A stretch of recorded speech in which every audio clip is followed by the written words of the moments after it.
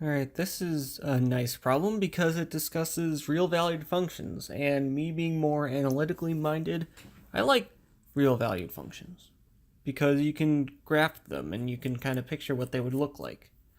So we want to prove that this is an ideal. So see here, we must prove that ZS with plus and 0 is a group, and for all F and ZS and G and gamma, FG and GF are both in ZS. Alright, so let's see here. The 0 element, of course, is the 0 function, where f of x is 0 for all elements.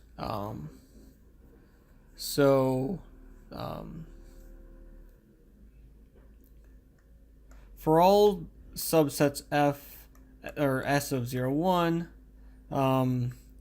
0 fixes it. F of 0 fixes s, so 0 is in ZS. Because if it fixes everything, then by fix I mean,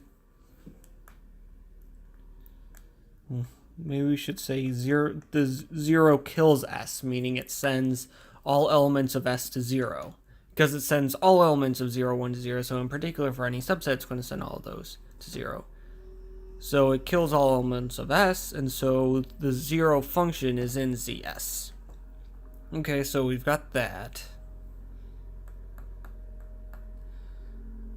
If f is in ZS, then negative gamma is in, no, negative f is in gamma because it's a real valued function. And let's see here. For all s, negative f of s equals negative 0, which is just 0. So negative f is in ZS. Right.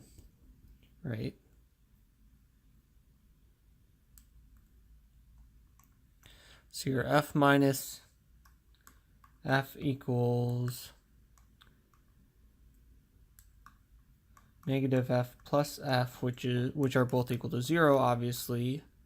So f inverse is negative f, which is in ZS. Okay. For all f1 and f2 in Z. Okay, so we've done inverses being in there. Now we want to do closure. So f1 plus f2, if you apply this at s, it's going to be equal to f1s plus f2 of s, which is just 0 plus 0 is 0.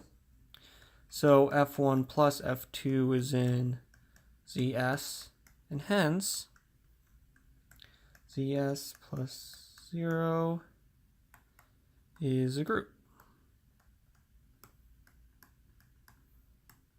So now let f is in ZS and gamma, or G in gamma. For all s, FSGS equals 0 times GS equals 0.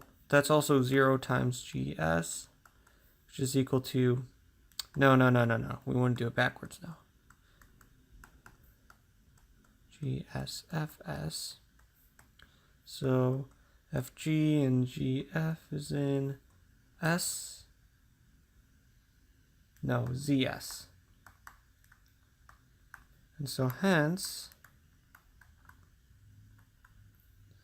ZS is an ideal. Simple enough. So now we want to prove that I1 I1 times I2 and I1 intersect I2 is 0.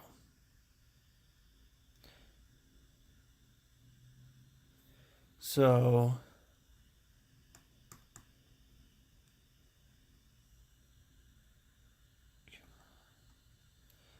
to prove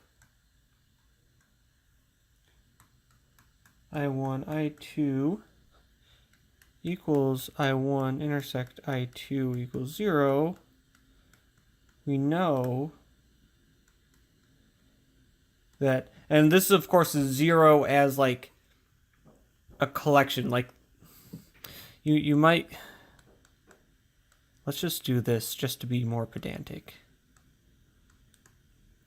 We know that 0 is in I1, I2, and 0 is in I1, I2.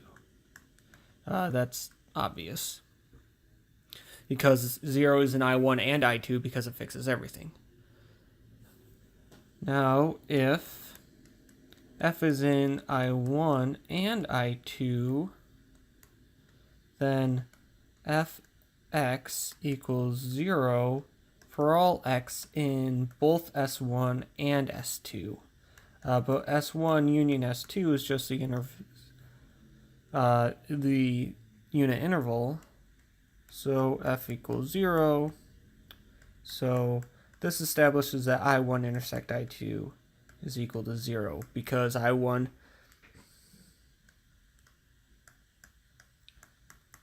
I2 is contained in 0. It obviously contains 0, so it's equal to 0.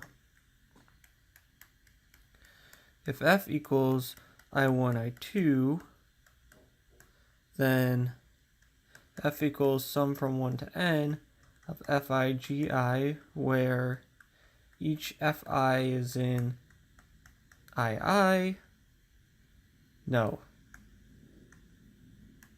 and gi is in I2. For all I, and then for all x in 0, 1,